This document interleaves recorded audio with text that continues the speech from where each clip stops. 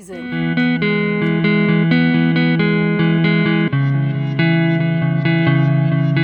In today's episode of My First Step Ever, we are going to touch upon the simple things in life that go wrong, but how that should not stop you from doing what you really want to do in your life.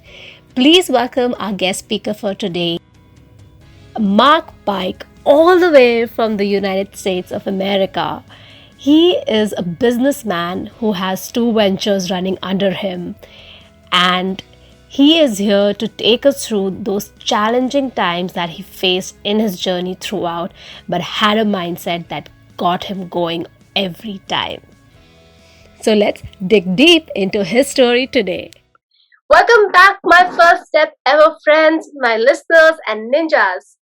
Every week we have some experienced and splendid guest speakers coming up, and we deal with some different topic every time that can help you reach towards your goal.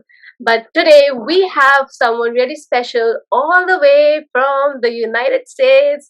We have Mark Pike. Hi, Mark. Hey, thanks for having me on. Thank you so much for agreeing on coming on this show.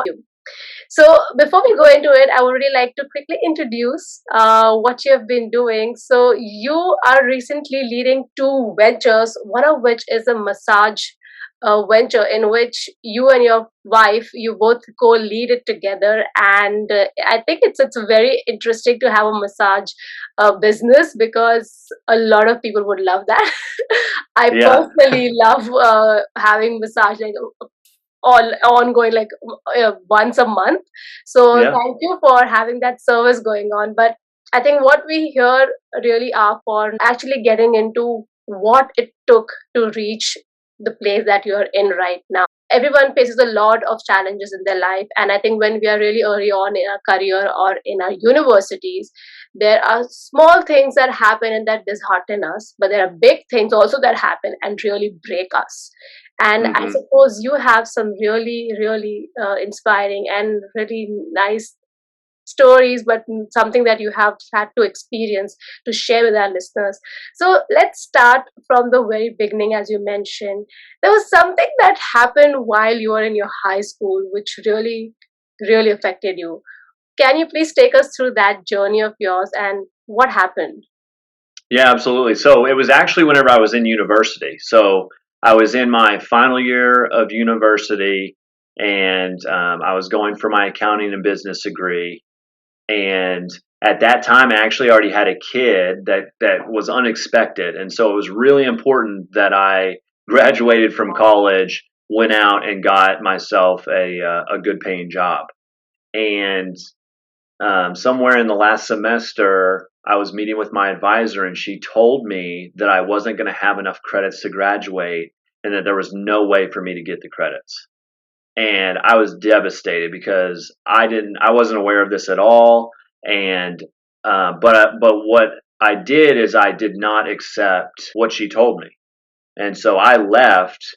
And instead of just giving up and pitying myself and feeling defeated, I dug deep and I found determination, and I really went out there. I ended up going straight to the head of the university, talking to them about my situation, and basically coming up with every possible idea that I could and that they could help provide me with to still graduate on time. And it took a lot of work and it took a lot of resourcefulness. The answers just weren't out there. My advisor didn't know how to help me. My other professors didn't know how to help me. And so it really took me saying, I don't accept what they're telling me. And I'm going to go out there and get creative, and I'm going to get resourceful, and I'm going to figure out what other ways I can make this happen, because I believe that there is an answer to it. And so it was really several components. It was this determination that I'm not going to give up. I'm going to try something. If it doesn't work, I'm going to go find someone else and see if they can help me. And then it was, having a bit of compassion for myself, because I had to talk to a lot of people to figure out how to graduate on time. And a lot of them said, you can't do it. No. And so I had to just keep trying. And then ultimately having that faith or belief that there was an answer. As long as I didn't give up, I could figure it out.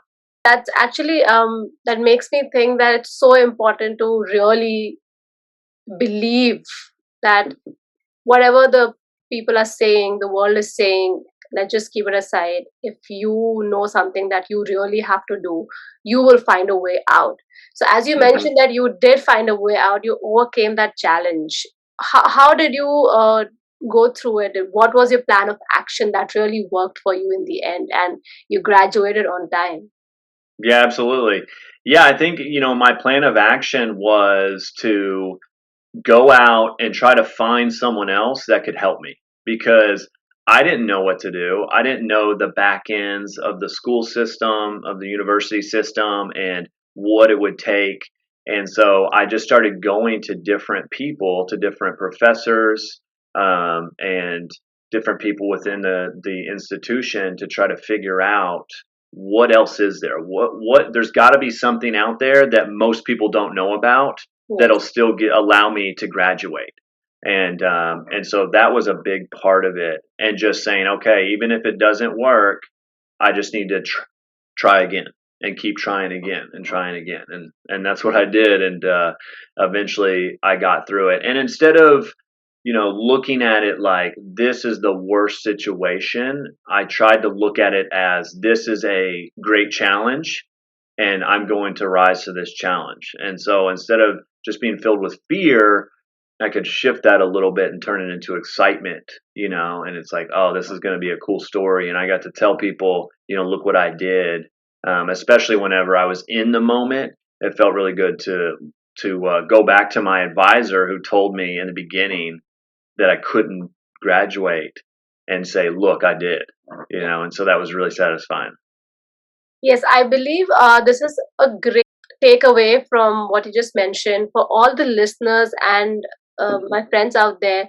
I think what we can take away from your story is not just the resilience, but also having the mindset of going and meeting different people, which also means it's very synonymous to looking at different solutions to your problem.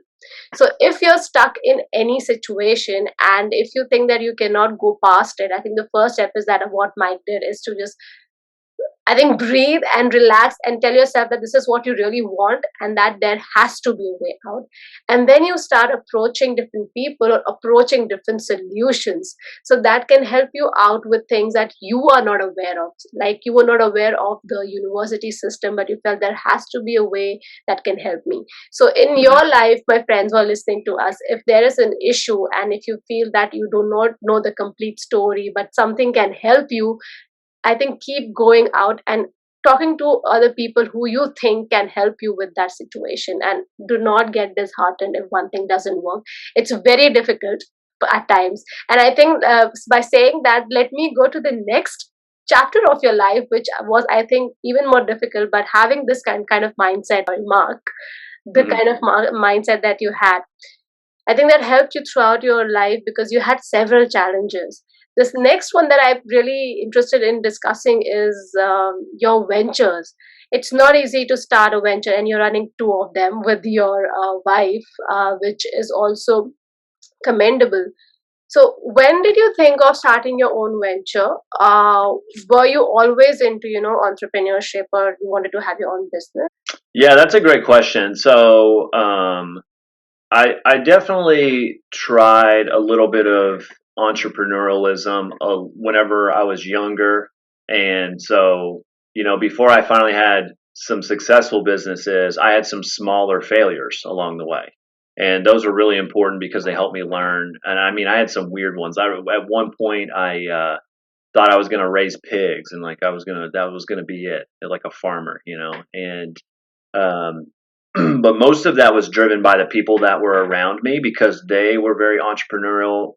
And so they were kind of helping to push me in that direction. Whereas I really wanted to go more in a direction of, security. I want that corporate job. I was going to be an accountant. What more secure job could I think of than that?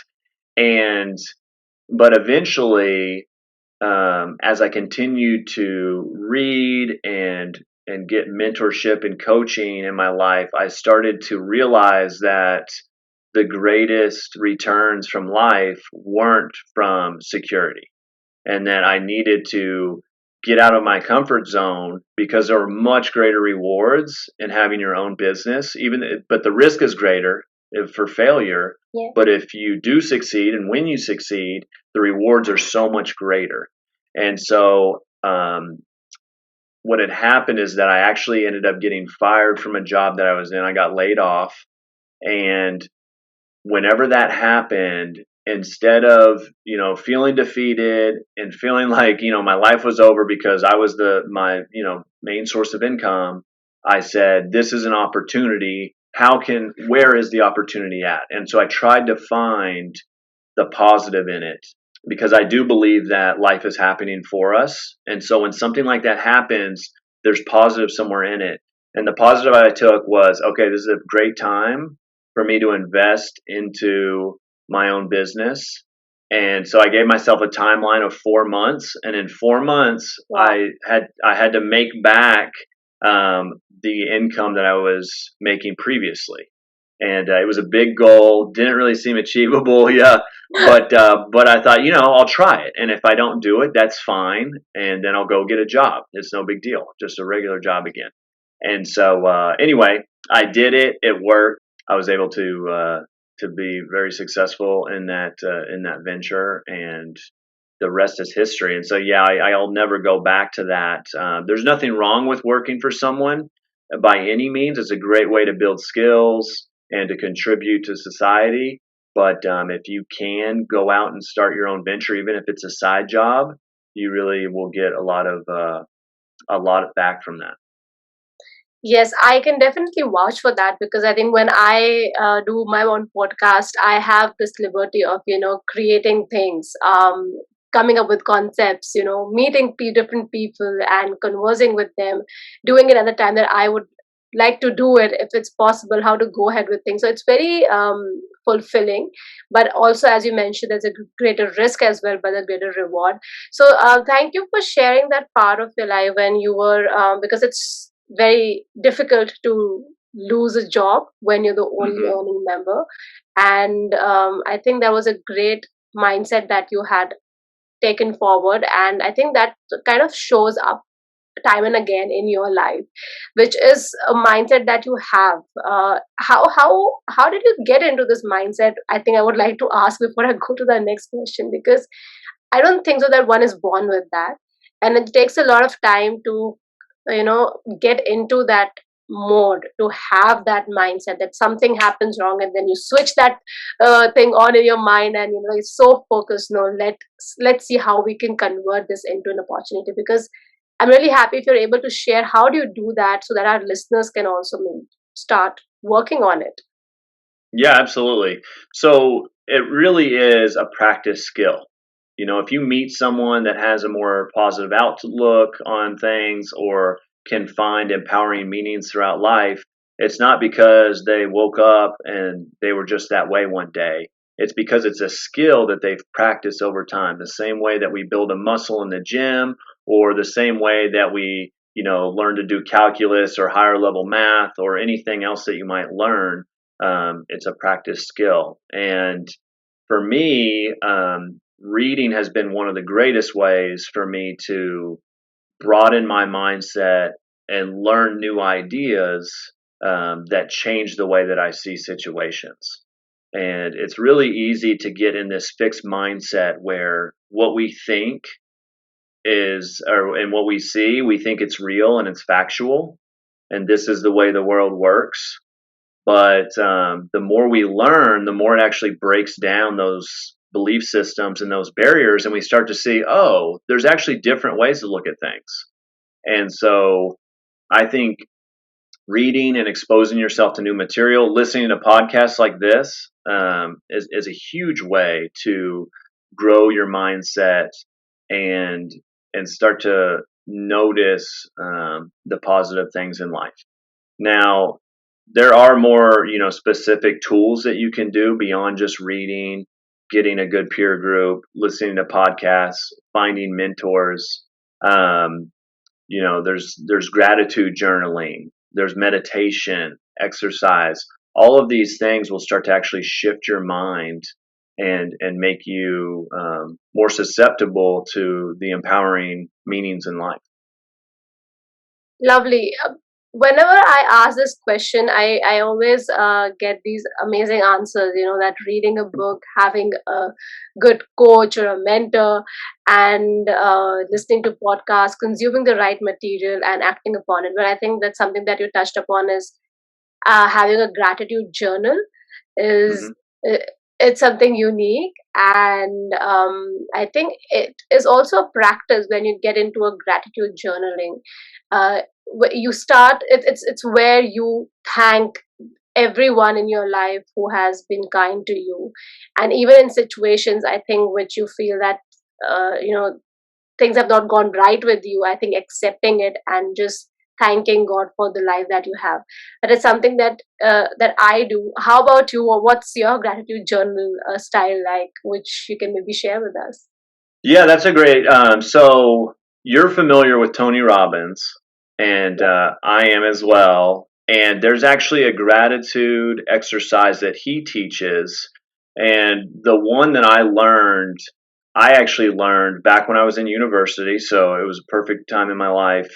So I've been doing it for, over 10 years now. And the one that I do, it's really just taking specific time to sit and think about the things that I'm grateful for. And so for me, I don't actually write down, but I take 3 minutes and it's specifically timed where I'm thinking about things that I'm grateful for. And by doing that on a day as a daily practice, I actually do it when I'm driving.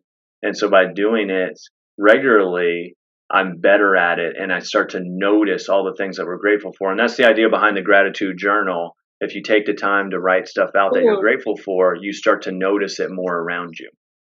Yeah, I think that sounds very handy, because I think for everyone who's out there, in university or working right now, graduates or people who are listening to us from all the different across different ages, I feel that giving 2 or 3 minutes in a day is not a lot to ask for. And I think what it does when you sit with yourself very calmly and not talking to anyone, just except with yourself, it really calms you down. And whatever mess or chaos that you are in that particular situation or stress, it gives you a little breather, and you are able to go and do that work better. And with the gratitude, I think the most beautiful part is that you feel a bit of a positive energy inside you, and that happens. So I think that could be a challenge that I would like to give my listeners, that why don't you start doing it today? Start with a minute, 1 minute. That could be all. And I think starting, just thank your friends who has done something good for you, if that's what makes it easy for you to start. And then I think you'll start slowly, you'll build on that. So moving on from that aspect of having a gratitude journal and internally making yourself strong, I think the next question I would really like to ask you, now that a lot of things are happening out there in the world, in an external environment, and we are getting affected, and we will be getting affected throughout the life, but how do you channelize your internal energy? One that you've already mentioned, gratitude. What else do you do to keep your mind, body, and soul so strong that you can deal with every situation and you don't get disturbed with things that happen? Sure, absolutely. I think that the base for me, at least, it begins with energy. And whenever you have a higher level of energy, it's much easier to deal with problems. I don't know if you've ever noticed in yourself, whenever it's late at night, you might start to have more negative thoughts. You might start to become more worried about things, as opposed to early in the morning when it's like, yeah, I'm going to go out there, I'm going to kick butt today, everything's going to be great. And then it wanes, throughout the day. And so for me, trying to find good food to eat and then also exercising is a huge way to quiet my mind and kind of and really keep me on track. It makes it much easier to handle difficult challenges. One of the things that I also do to quiet my mind is meditate. It's a super simple practice. There's so many apps out there now that you can do it with, and you don't have to do it for 20 minutes. Do it for 8 minutes. Do it for 5, and you'll be amazed at the amount of quieting of the mind that happens from doing that kind of a practice. And then, I think beyond that, it just comes down to feeding your mind. So by having a good peer group, finding good podcasts to listen to like this, finding good books to read, going to seminars if you can do that. Those types of things will feed you and keep your focus in a good direction. Because a lot of times, whenever we start to feel overloaded, feel down about life, feel like we can't take on a challenge, there's usually things that we're doing specifically that are making us feel that way and making the challenges bigger. And whenever we feel great about life, there's specific things that we're doing to help ourselves feel great. And so noticing what we're doing whenever we feel bad and what we're doing whenever we feel great is a really good way to individualize what helps us take action. That is a very, very important point I think you've made over here. And I want to emphasize on that for everyone who's listening to us. That, Mark, you just said that you need to understand your thought process or your feeling when you're feeling good and when you're feeling bad, just so that you can understand where is it coming from, what is the source of your thought process, so that you break it in. I mean, as I think Tony Robbins says, that breaking the pattern. But I think, thank you for bringing that up, because for people who are listening to us, we always get into this mode of thinking negatively at once, and it happens with me also at times. And how do you get out of that? What is the source? That is the most important thing, the root cause. So if you are dealing with something that you're not able to go past, and you need some sort of help, maybe you are the best help that you can get. So sit with yourself, try and analyze, and if you able to get few points that what could be the reason, I think go and share with person you feel that they can help you out with, who is a bit more experienced. So I think these two, in my understanding, this combination works.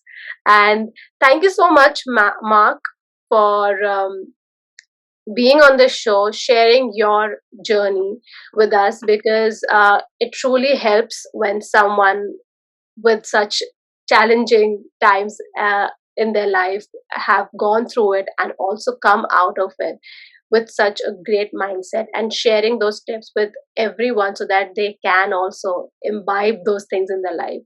So thank you for doing this. And just before you leave, I would like to ask you, is there any quote or saying that you would like to leave our listeners with that really resonates with you? Yeah, absolutely. Going back to Tony Robbins, he says all the time that success without fulfillment is the ultimate failure. And what that means to me is that you don't want to just go after getting a lot of money or getting a lot of titles. You really need to learn to enjoy yourself along the way, and just remember that you get to do these things.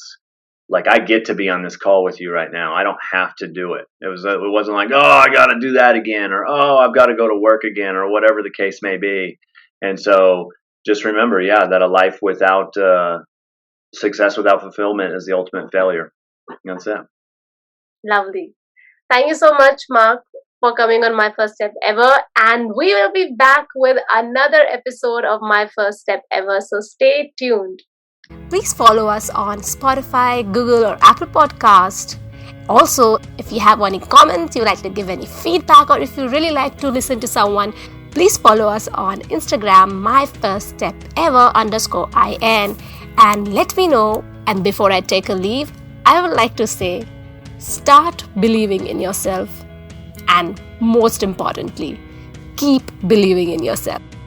I am Ishani Nigam, your host for My First Step Ever, signing off for this week, and eagerly waiting to have you and our next speaker again for the next week. See you.